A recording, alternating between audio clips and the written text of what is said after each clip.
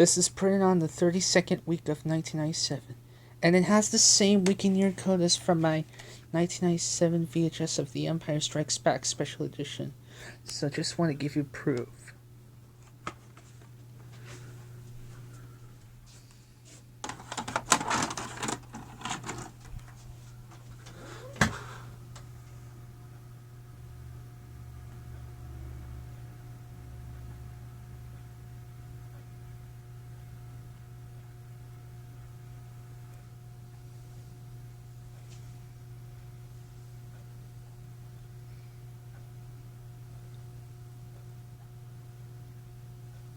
In 1977, producer-director George Lucas created the Star Wars Trilogy and changed the way we looked at movies.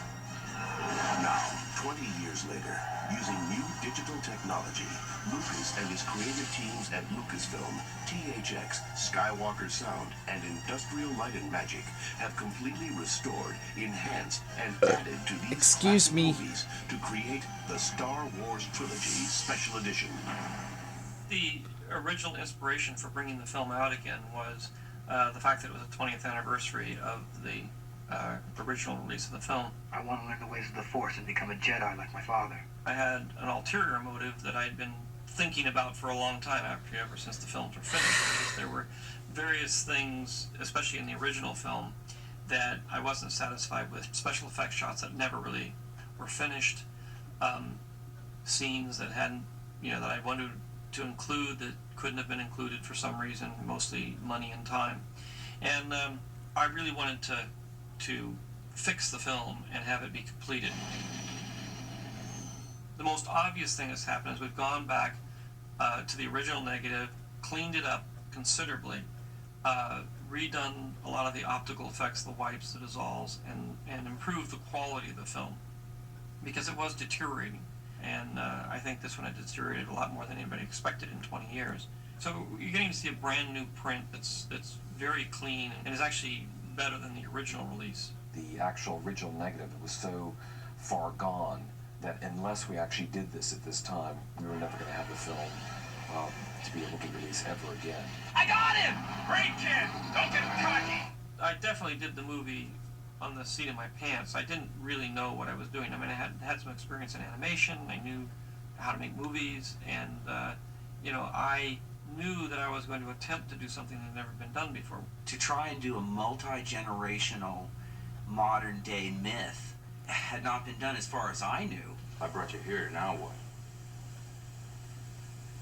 We have to find the rebels. What we're carrying belongs to them. The script was unlike any I'd ever seen before. He'd borrowed from Wizard of Oz or Kurosawa films, or, he's just steeped in film lore. So it just sort of went through his pores, and that's how he imagines things. George has an extraordinarily visual imagination. The first one was done under extreme conditions. It was very low budget, and it was very challenging to get it done in that amount of time, considering we had to invent a lot of new technologies and do all kinds of things that had never been done before. We didn't even know if we could do the job and get it done in the time that we had to do it.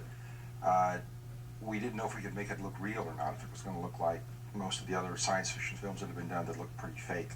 So it was a problem of trying to come up with a look that could allow George's vision to get on the screen and be executed for the amount of money and for the time that we had. One of the things that impressed me on all the movies was the way George could take Scotch tape and popsicle sticks and really make something out of it. When I went, I had visions of what it would look like to see the Death Star blow up. And they had the equivalent of, say, 6 ping pong tables in the parking lot somewhere in the valley with all the tchotchkes glued to the surface, all these model... And they cannibalized thousands of battleship kits and just glued them all on. And they were making passes on it with somebody just driving a Jeep. And, of course, that's the footage of the TIE fighters flying past the surface. The essence of the storytelling had to be sacrificed for the limits of technology. George had very specific shots that he wanted to be able to achieve, but it was extremely difficult to do that with models on wires. So although For us in 1977, when we first saw it, it was still powerful, it was still big.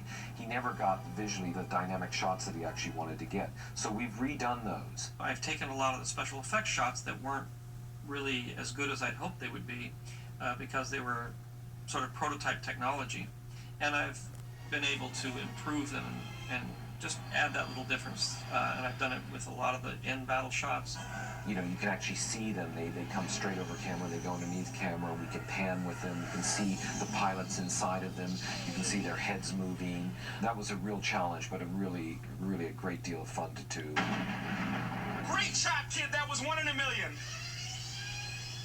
Mos Eisley was one of the scenes that actually prompted this whole adventure of redoing the movie. Because there were some scenes in there with the speeder that was obviously supposed to float across the landscape. And in the Mos Eisley sequence coming up to the cantina, they never really accomplished that. And all the best they could do was to put some Vaseline on the lens to kind of fudge out the wheels under the car. But it didn't look like it was floating, it was sitting right on the ground. And there was this sort of orange blob underneath it that we jokingly called the force field. That combined with the fact that I wanted to have Mos Eisley to be more exotic and to be larger and have spaceships and more creatures running around and more like a real city is what really prompted a lot of this redo on the film. So we designed a series of shots which showed Mos Eisley in a much grander scale. We pull back and see the whole city. We see a lot more beasts of burden moving around in the city, more activity, and it just gives you a better sense of what Mos Eisley is. One of the things we were concerned with right from the beginning was we certainly didn't want it to suddenly look like a brand new, different looking shot every time we dropped in one of the redos or improved or new shots. So a broad category of the new work we've done is to take the original elements that were used to comprise the shots and recombine them now using mostly computer technology. When you're creating a world, part of what you do is whimsy, and part of what you do is for plot and movement, and part you do just for your own personal interest and psychological eccentricities. I think dewbacks were put there out of whimsy. I wanted to give a kind of random, real-world feel to everything. So I wanted to do some things that weren't predictable, like having stormtroopers ride on dewbacks. In the original movie, in order to get dewbacks and things into the movie, we built a large rubber mannequin, really, that we were able to move around from set to set. He had a big stick in his head that somebody could sit alongside and move the head back and forth, and that was about as much movement as I could get out of it. And I always wanted them to have movement and walk around and be part of the population of the film. About at the Jabba the Hutt scene with Han Solo, which was a scene that had been cut out due to time and money constraints, and once I finished the third film, I really wanted to go back and put that back in there because it was sort of relevant to what happens to Han Solo at the end of the movie, and I really wanted to be able to connect the first film with the third film the way it was meant to be. Right here, Jabba. Been waiting for you. The scene was originally shot with an actor playing Jabba the Hutt to stand in for whatever creature we designed. Originally, I thought Jabba the Hutt would be kind of a furry character like Chewbacca. But as we went on and I redesigned him for Return of the Jedi, he obviously became a large slug and a very different kind of character. So we had to figure out a way of fitting that design into the original scene. The ultimate goal is to make it look like Jabba was on the set talking to Harrison Ford, and we just photographed it. The plan was for us to remove this actor and replace him with Jabba. He had to be physically in that space where this actor was. This project here was about 5 shots. It took about a year to do. We took the picture of some of the stuff we found. We used some of the off-the-shelf software to build a 3-dimensional wireframe mesh. Then the next process is actually paint the creature. And with the painting of the creature, it also involves the actual texture of the surface of the characters. We got to a certain point where everything was set, but there was one problem. Han Solo walks around Jabba. We had to somehow shift Han. It would have been literally impossible for him to walk behind the Jabba character because of the tail. So George had the idea, so why don't you have him step on his tail? Even I get bored sometimes. I think I can. At some point, a famous filmmaker said, films are never completed, they're only abandoned. And rather than living with my abandoned movie, I really wanted to go back and complete it. You're all clear, kid. Now let's blow this thing and go home. Stand by. Now, sit back and get ready to experience George Lucas's definitive vision with the first installment of the Star Wars Trilogy Special Edition.